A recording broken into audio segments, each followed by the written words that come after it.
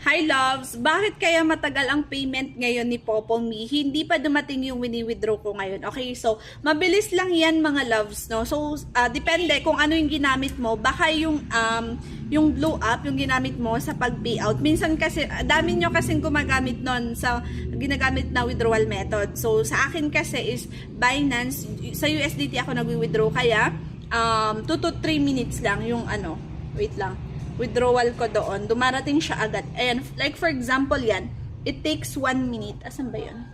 Ayun 1 minute, dumating na yung payout ko. Mostly mga, ayan, 2 minutes naman dito. Mabilis lang yan, loves. Ayan dito, 3 minutes naman. Mabilis lang. Sa inyo kasi yung ginagamit nyo na pag-withdrawhan yung medyo madaming gumagamit na. Syempre nag-fluff-lock kayo, madami ang pinagpe-payout sa app na yan. So ayan, message me sa lahat ng gusto ding subukan or gustong kumita kay Popo mga loves. Ayan si Popo guys, ay pinagkakakitaan siya.